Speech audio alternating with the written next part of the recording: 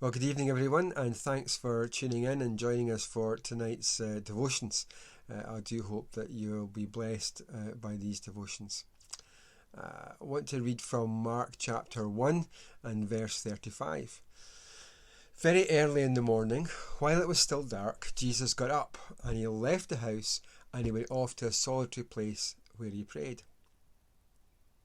In the past week, we've been thinking a lot about the subject of prayer, and I want to continue doing that for a little while longer.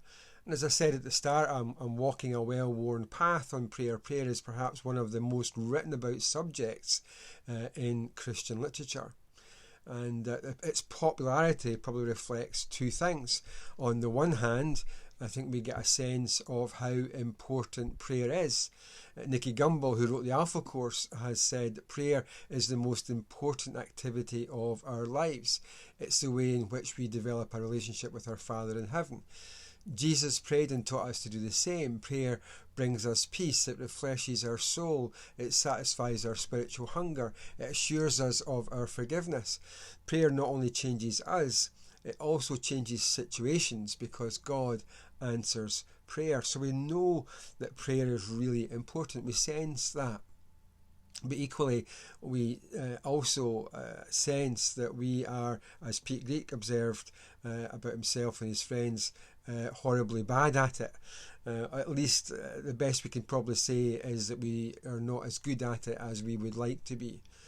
And so we have this inbuilt need to pray, and yet we also sense that we are not very good at praying. And so it's good news for us that Jesus taught his disciples to pray, that prayer is something that we can learn, we can develop, and we can get better at. But we shouldn't think that Jesus only taught his disciples to pray by providing them with a model or an outline of prayer that we call the Lord's Prayer. Jesus also taught his disciples to pray by praying. They learned from observing him, from listening to him pray, to seeing that he was a person who prayed. For all four Gospels contain verses that either record Jesus' prayers or refer to him praying, as does our text tonight from Mark 1. Jesus was a person who prayed regularly. Several times we're told that he went out to a quiet place to pray, that he prayed early in the morning, that he prayed as well at night time. In fact, in Luke chapter 6, we're told that he prayed for the whole night. He prayed before and after the great events of his life. And as R.A. Torrey, the American evangelist, noted, he prayed when life was unusually busy. And that's quite odd. We tend to think that we can't have time to pray when we're really busy, that we'll pray when we've got more time. And yet Jesus prayed when his life was very busy. Martin Luther used to say that he prayed for an hour a day, except when he was busy. Then he prayed for 3 hours. Jesus prayed at his baptism, also presumably during his time of fasting prior to his temptation in the wilderness. He prayed before choosing the 12 apostles. He prayed before Peter's confession that he was the Christ.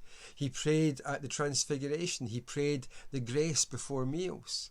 He told Peter that he prayed for his faith. He healed people with prayers. He cast out demons with prayer, insisting in Matthew 17 and 21 that some demons can only come out by prayer. Jesus prayed before his greatest crisis in the Garden of Gethsemane and from the agony and abandonment of the cross. So we can say that he died praying. Hebrews 5 and 7 tells us that during the days of Jesus' life on earth, he offered up prayers and petitions with loud cries and tears to the one who could save him from death. And he was heard because of his reverent submission. Furthermore, according to Hebrews 7 and 25, he lives forever and so always intercedes for us. Even now at this moment, he's interceding for you and for me. The New Testament, especially the Gospels, presents Jesus as a man of prayer, a man who prayed constantly, passionately, and powerfully.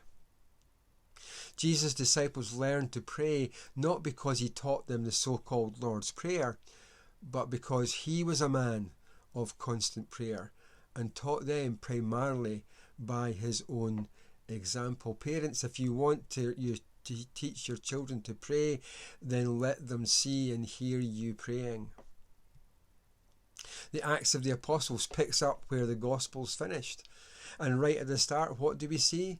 Before the coming of the Spirit at Pentecost, in Acts chapter 1:14, it tells us that they all joined together constantly in prayer.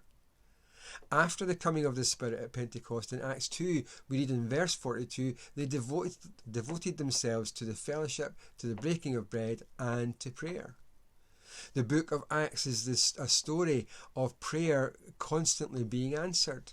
As Tim Keller rightly notes, the power of the Spirit descends on the early Christians in response to powerful prayer.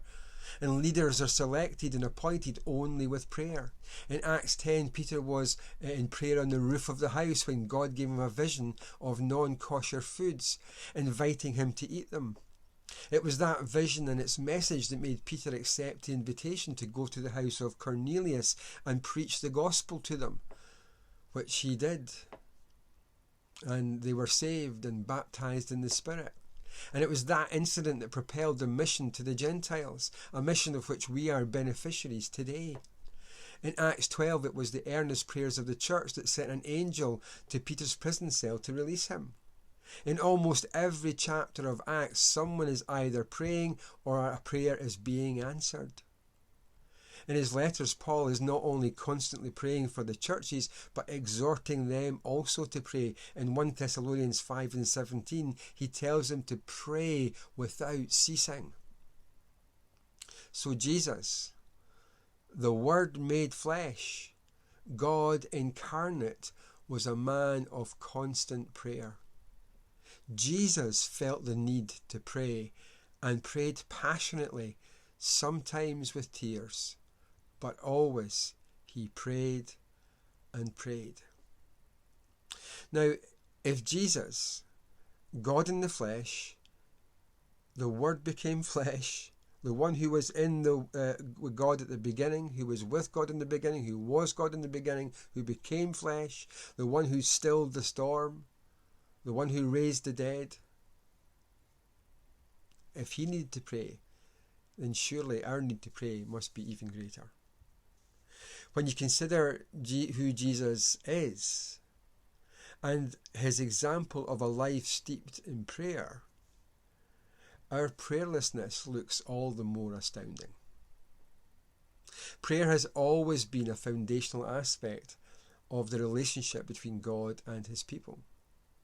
Abraham and all the patriarchs are found praying, kings and poets and prophets all prayed, and we see the early church commanded to pray and living out that command, moving forward in its mission on the basis of prayer. It was prayer that made Israel great among the nations. Deuteronomy 4:7 says, "What other nation is so great as to have their gods near them the way the Lord our God is near us whenever we pray to him?" Tim Keller has written that to fail to pray is not merely to break some religious rule, it is a failure to treat God as God. It is a sin against his glory. Not surprising then that the prophet Samuel said to the people, "Far be it from me that I should sin against the Lord by failing to pray for you." Now, if you're feeling a bit bruised by now, I'm not sharing this so that you feel guilty about a lack of prayer, but rather to help all of us understand the importance of prayer and our need to prioritize it in our lives. Make no mistake, we are in a battle with the world, the flesh, and the devil. And all three of those things conspire together to hinder our praying. It is no accident at all that when Paul writes about the armour of God in Ephesians chapter 6, he concludes it by saying, "And pray in the Spirit on all occasions with all kinds of prayers and requests.